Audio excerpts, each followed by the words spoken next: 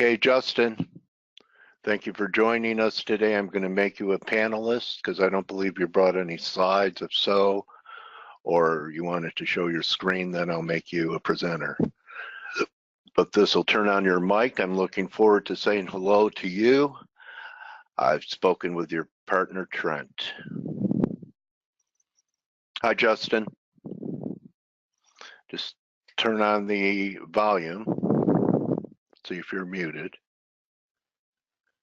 Can you hear me? Can hear you now, Justin. Nice to meet you.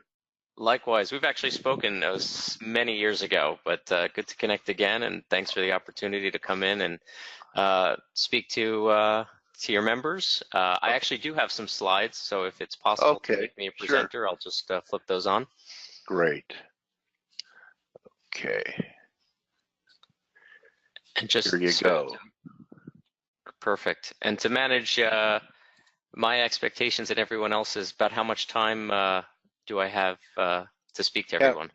As much as you need. Well, how about a half an hour? That's fine. I'll move through. Dale, if you don't mind, if questions come in, maybe you can interrupt me, and I will. And I'll be happy to stop and talk about whatever's on the minds of the people listening in. So again, thanks for the opportunity.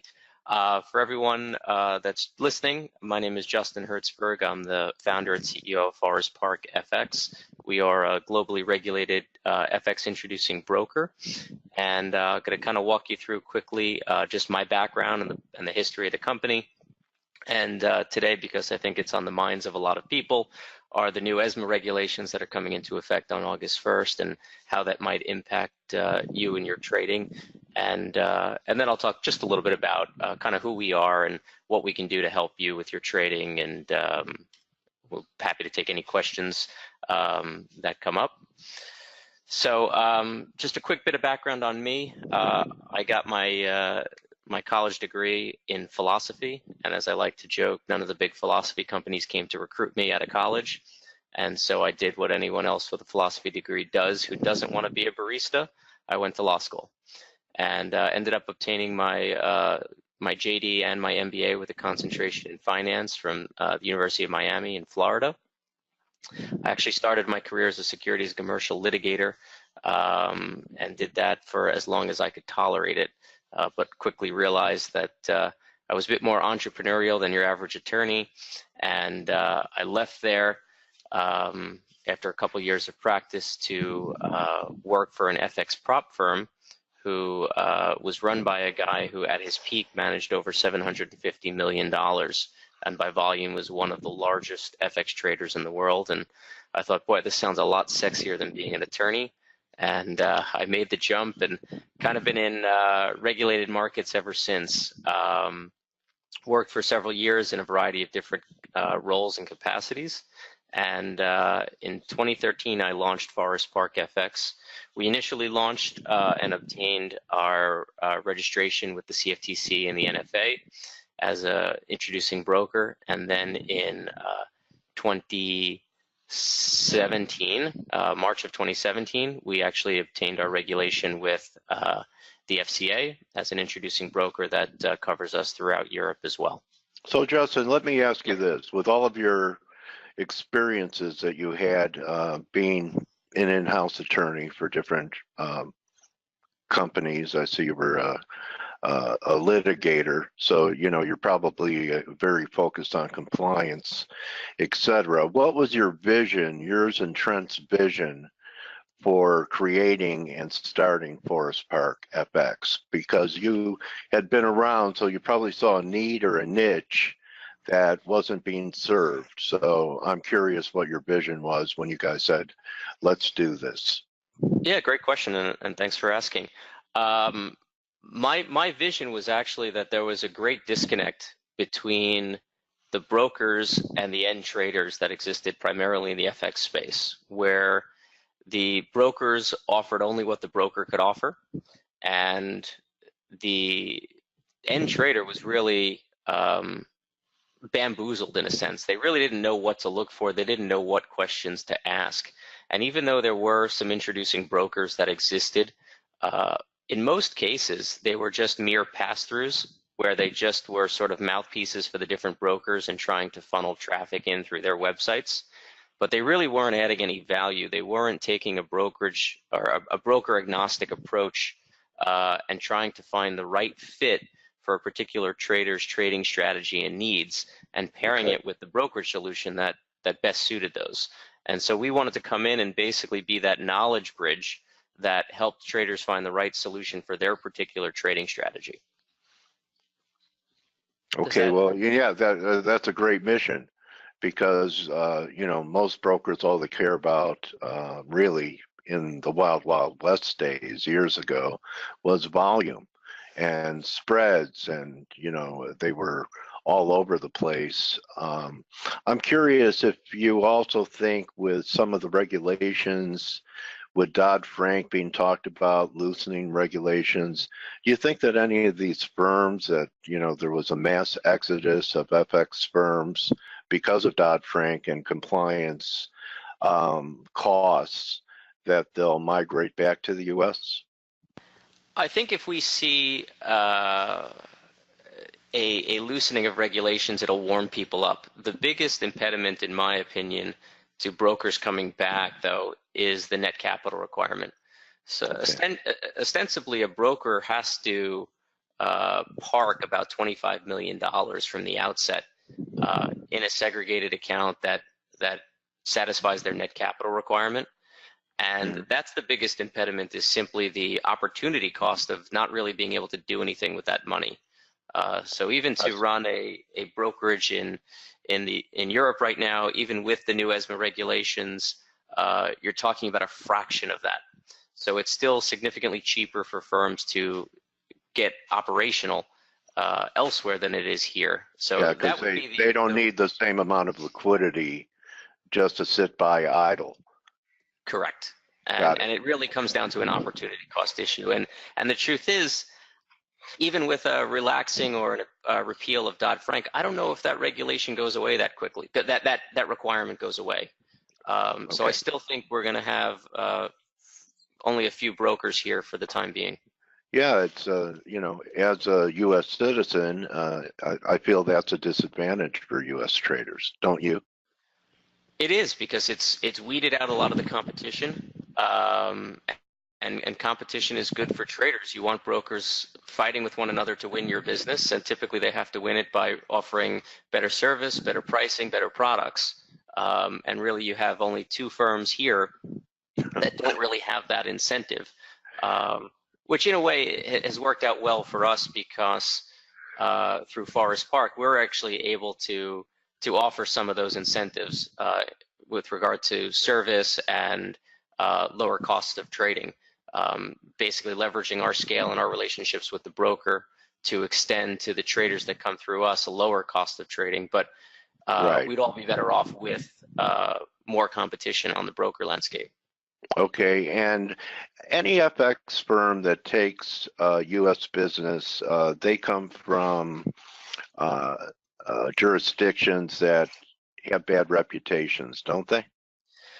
So we have Belize, etc. Yeah, we have a firm policy. We will not work with any unregulated FX broker. So if you're a broker that accepts U.S. traders, but you're not regulated with the CFTC, we won't go anywhere near you. And I actually have a slide on that a little bit later on. But why don't you carry on? Why don't you carry on then? Just since we're on the topic, one of my mantras, and again, everyone will see it later, is return of capital is far more important than return on capital. And that's a line I use specifically to address some of those offshore brokers that are skirting regulation. I'm sure and everything that's happening in the crypto world too, correct? Yeah, there's just a lot of they're really preying on the trader that doesn't take the time to do their proper due diligence and is wowed and swayed by sensational marketing. And that typically works out to their detriment over time. Okay, buddy. All right. So quickly, just a little bit about what we do. We endeavor to help traders make smarter broker decisions. And again, that kind of goes back to what I said earlier, where we take a consultative approach where we don't try to ram down any one particular broker on one client. We try to understand how the client trades in terms of their account size, preferred platform, pairs traded, times of day, average trade size, number of trades per day, and a whole host of other factors. And we take that all in and we try to find the right and best marriage for that trader on the brokerage side. We also help to connect traders with the right platforms and technology for their trading. So we will help you to figure out what platform that a broker offers might be best, or what third-party platform or technology you might need to best execute on what you're trying to do. What we are probably best known for is providing ongoing service and support. So unlike a lot of other firms who sort of hide behind form fields and or have 22-year-old level customer service people manning the front lines, you'll pick up the phone? We pick up the phone, and my signature block has my direct office line and my cell phone, and Trent has his direct contact information. And you mean people could talk to a person? You're kidding. They could talk not just a person, but a person who actually knows what they're talking about. So it's one of our differentiators. Sad to say that that other firms simply don't do that. Okay. And then with all of our clients, we actively work to reduce their costs of trading through cashback rebates or better spreads or commissions that we've pre-negotiated with the brokers. So we're a pure value add. We don't charge for our service, and we make money, we earn business by providing value to our clients only. So we're a free resource and a great resource for that. On to the main topic for today, the ESMA regulatory impact. Some of you might have seen this already, read some articles, but it doesn't help to kind of go through it. And Dale, if there's questions again that come in, stop me anytime here. Okay, well, we have a few if you want to field them now or later. Yep, no, let's take them while they're okay, okay. How can one recover if a broker defaults and client is a foreigner? Okay, there are a variety of factors there, but I can say that sometimes I put my lawyer hat back on and actually work to help clients recover from brokers that fail to fulfill their obligations. So we've actually recovered over the years around $400,000 for clients who had either situations where brokers took advantage of them or didn't process withdrawals. So we actively represent our clients. Even if you're not an introducing brokerage client of us, we will represent your interests and try to obtain a recovery. So for that particular individual, I'll share all my contact details at the end. Feel free to contact me. I'd be happy to listen to the story, and if we can help you, we will certainly try to do so. That's amazing. What is the best offshore broker for U.S. residents to trade CFDs? Example of FinPro, Traders Way, etc. That goes back to my point of we won't work with those. We don't encourage traders to work with them, and so I am not going to address that, unfortunately. Why can't U.S. residents take advantage of reimbursement program? It's a regulatory issue.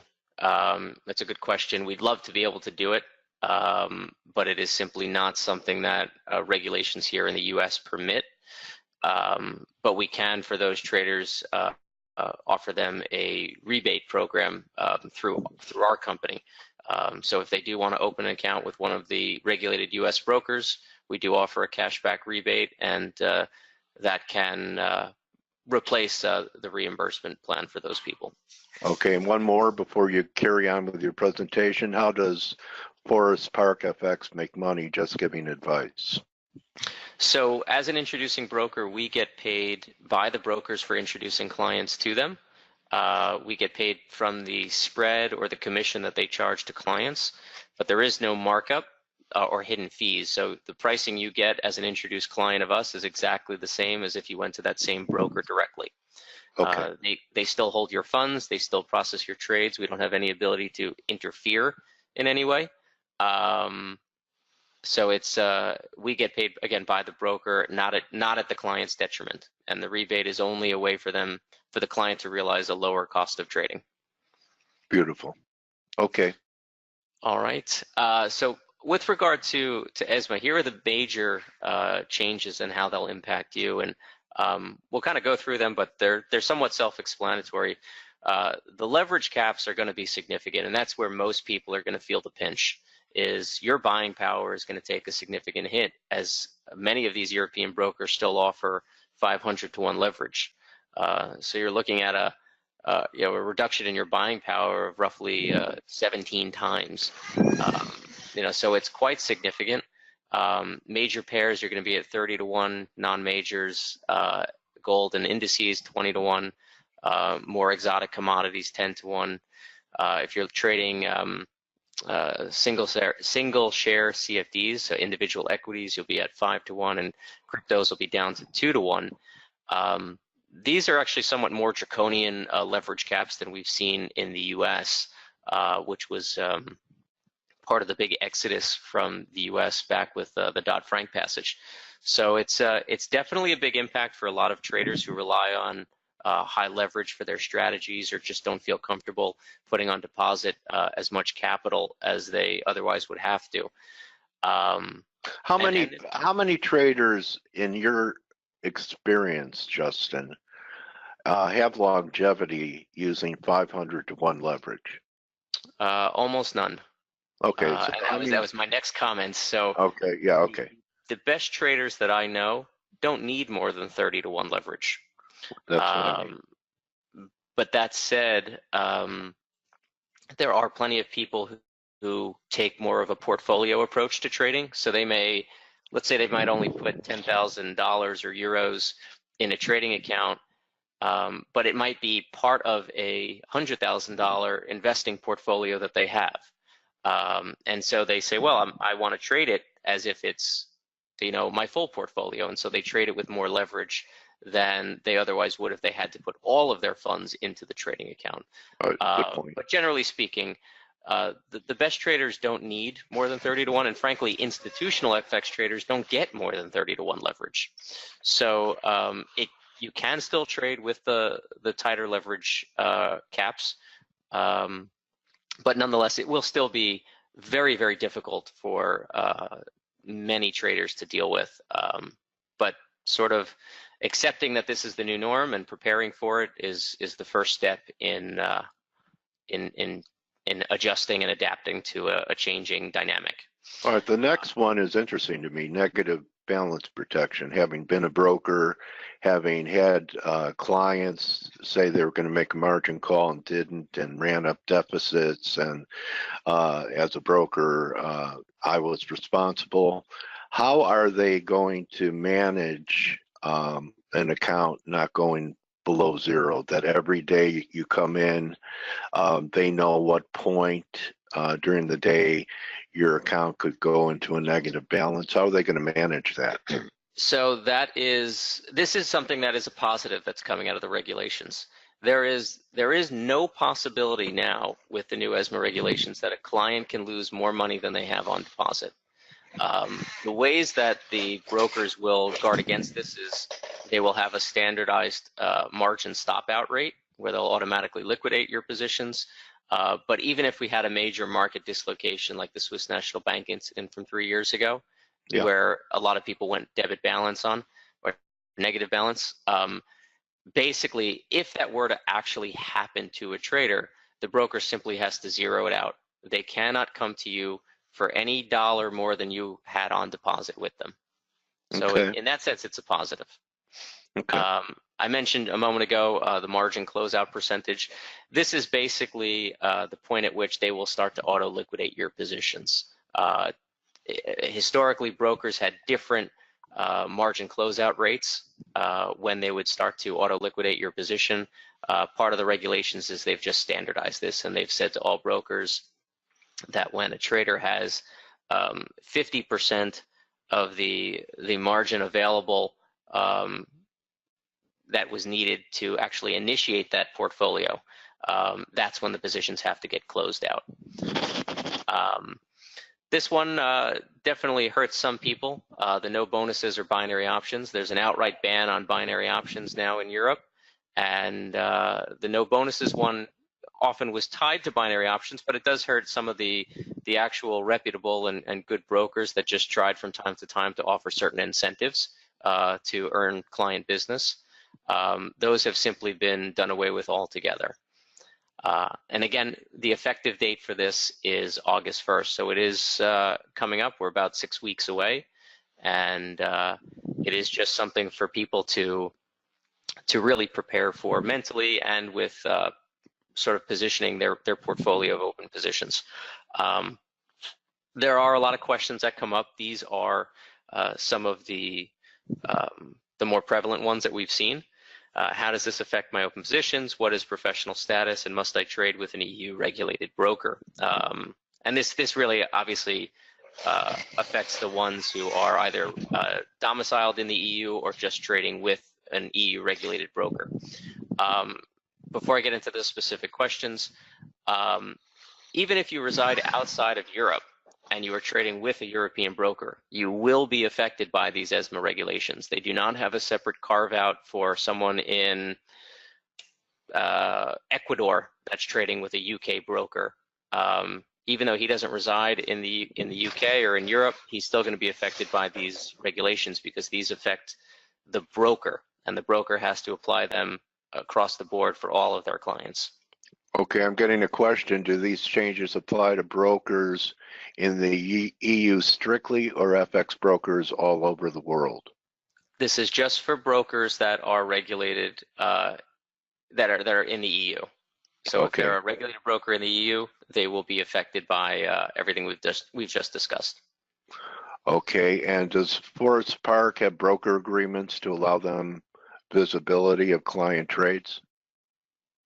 Can you see what your clients that you refer, what they're doing? The general answer is no. Some broker back office systems allow us more visibility than others. We have certain places where we have absolutely no insight into what a trader's activity is other than their volume. Okay. In others, we have certain back offices which will provide us sort of static end of day type reports. But we don't have any ability under any circumstances to affect or impact a client's trade at all. So clients continue to operate in full control and capacity of their platforms. Why is FIFO an issue in the U.S.? There are certain reasons for this. To some extent, I think it has to do with a recognition. Yeah, it has to do with a recognition of gains or losses. And basically, they don't want people only booking losers, let's say, and taking tax benefits now and letting winners run forever and not having a realized gain. I think there's an element of that there. I think there's an element of just the way that trade reporting happens that they enacted this. It's something that drives a lot of people crazy. We're going to have to continue to live with it, though. Yeah, I was just going to say, okay. Even if Dodd-Frank gets repealed, I don't know if this is high on the agenda of any real legislator. IRS has a pretty strong lobby. How about this? What happens in the case that a trader is a non-EU client? He's probably going to have to get a hold of you. And the EU broker redirects them to a non-EU entity. Is this still allowed? So the question of whether or not it's allowed is a different conversation, but there are a lot of brokers that have multiple offices. So you might have a broker that has a regulated brokerage in the UK, in Australia, on an island somewhere, and they may be using these regulations as a reason to say, hey, look, you're a South American client. I'll keep using them because they're sort of removed from all the regulatory changes. You're a South American resident. You're currently with our UK broker, but you're going to be dramatically impacted by these regulations, and you don't have to be. So we're going to move your account to our Australian office, and you're going to continue to trade on the same trading conditions that you've enjoyed with us so far. In a lot of ways, they're doing it for their benefit, the broker, but they're also doing it to accommodate and not disrupt the trading of the trader as much as possible. Now, there may be certain reasons why a trader may not want to go to that specific office, and that's something that I'd be happy to address with them on their specific circumstances and where their account might be moved. But it is something that we're seeing a fair bit of. All right, well, here's someone that could use your counsel. Hi, I'm from Iran. I have accounts with Alpari for 10 years now. I also have accounts with FBS, XM, and XM. Can you give me your opinion on them? I think that you probably need to contact Justin. I don't think you're going to make public statements about individual brokers during this interview, are you? No, I'd prefer not to, Okay. but I'm happy to address all those questions offline and direct and private with the so stay tuned for Justin's contact information, and it's also right here on our website and in the room. Okay, go ahead, buddy. Thanks, Dale. So we'll just go through the questions quickly, and I'm sensitive on time, so I'll just try to keep moving here. How does this affect my open positions? The general consensus is that come August 1st, they are going to flip a switch and enforce the new margin requirements. So if you are currently using more leverage in your account than is permitted, you may quickly find yourself having positions liquidated for you. So it would be wise at this point in time, you've got 6 weeks or so to start paring down high leverage positions, or to explore perhaps with us, what your options are for brokers going forward. But just don't be caught unaware that August 1st, you may find yourself waking up and having all your positions closed for you. Professional status is something that perhaps some of you have heard about or been contacted by your broker. This is essentially an election whereby a client can say, look, I'm not really a retail trader. I don't want to be treated like a retail trader. I want to have access to higher leverage because I'm sophisticated and I know enough to make these decisions.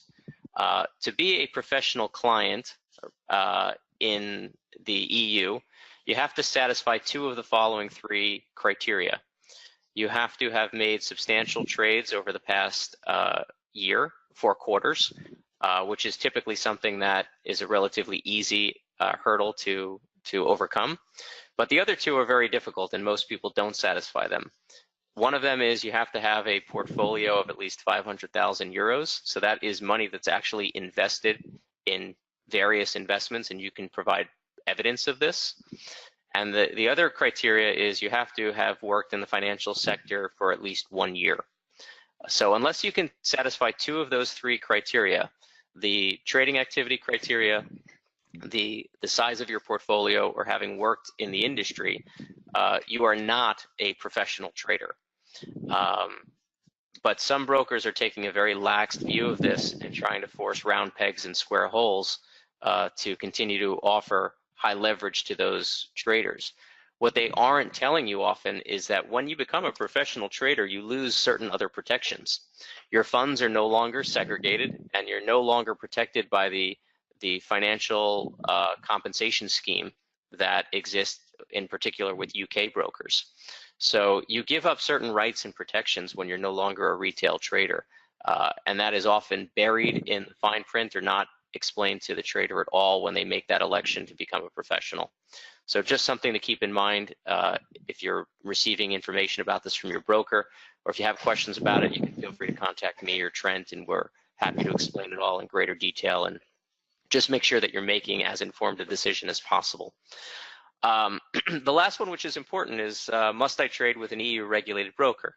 Obviously, for non-EU residents, the answer is unequivocally yes. You can always choose who you want to work with, and you don't need to work with one of these brokers that are affected by ESMA.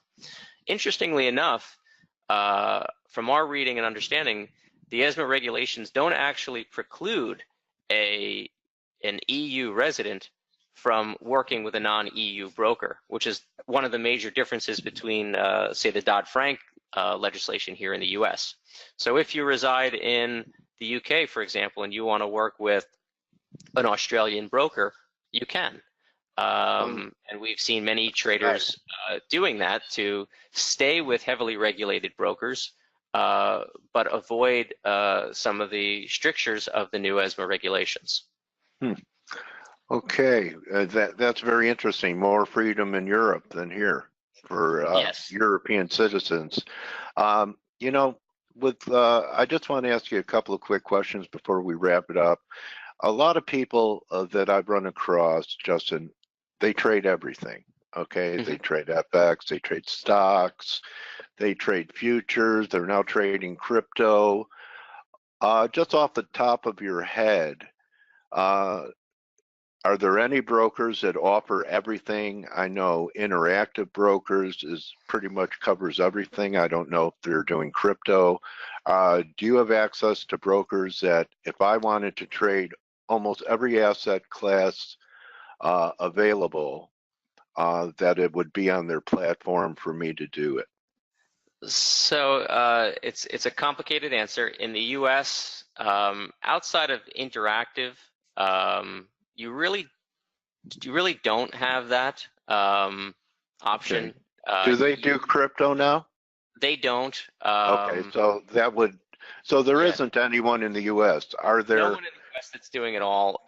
Okay. In Europe and some other brokers elsewhere, you can trade all of those products, but you're not trading the on-exchange core product. You're trading a CFD, or you're trading a derivative of that. So for instance, one of the brokers we work closely with is FX Pro, which I hold in high regard. They offer FX, they offer single share CFDs, so equity CFDs. They offer indices, metals, cryptos, pardon me. So they basically offer everything, but they're offering them as the off-exchange derivative of the on-exchange product. So you can access that through certain brokers that have a multi-asset offering. Okay, I appreciate that. So let's see, any other questions? Okay, a lot of people are going to be contacting you, Justin, so why don't you put up your contact information? Sure, and I had go other ahead, slides. prove us. Go ahead. Yeah, return of capital. Yeah, so we just some of the common mistakes. Given that this is an opportunity for people to maybe reevaluate their brokerage choices, we just want to make sure that people always choose a regulated broker. This is there for your protection, even if it doesn't always feel like it. In terms of choosing a broker, just don't believe everything you read. There's a lot of sensational and really aggressive marketing people out there, but we actually do deep dives into all of our brokers. We go to their offices, we know their executives and how they operate, and we try to make sure that our clients only work with good brokers. In choosing a broker, make sure you understand really their pricing model, their execution model, and how that fits in with your particular trading strategy. As an underlying tenet, not every broker and every pricing model and every execution model is right for every strategy. And for those that need help trying to find the right fit for the way that they trade, we're happy to do so. Don't use a platform for the wrong reasons. Just because someone said you need to use X or Y or Z platform doesn't necessarily mean that's the case. I'm a big believer that comfort is key. So find a platform you like, know how to maneuver it and execute on it quickly, and that's typically the best platform for you. And lastly is just sort of a thematic review, which is don't put a good strategy in a bad environment. Understand all the factors that can affect the likelihood of your success or failure with your strategy at a particular broker, taking into account regulation, capital protection, pricing model, execution model, platform, technology, service. All those things are really important to keep in mind. And so make sure you consider all the factors in choosing a broker. Again, quickly, how we can help. We provide broker agnostic recommendations. We work to understand your trading strategy and pair you with the right broker, and continue to improve your experience through our ongoing service support and cost reductions. And then here quickly is all my contact information. Those are my direct dial lines. It's the same way that my wife calls and yells at me about something I forgot to do. So you can always get a hold of me. Like Trent, I am one of the most responsive and accountable people in this industry. So I will answer the phone. I will get back to you. I will reply to your email. I'm frankly compulsive about all of those things.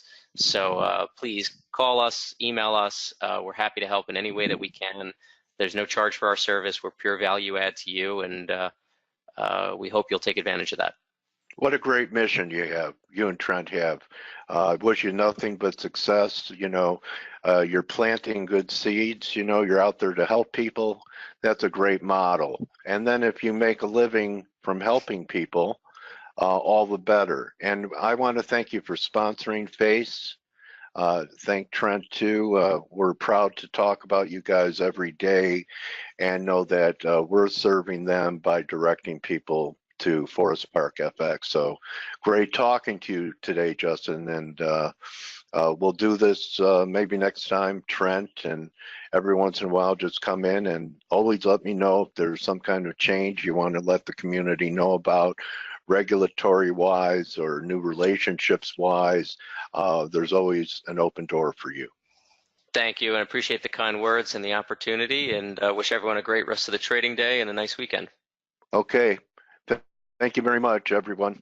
That's the week. Remember, thank you, Justin, again, but most of all, don't just count your pips, count your blessings. Do your work over the weekend, and we'll look forward to wrapping up the month of June next week.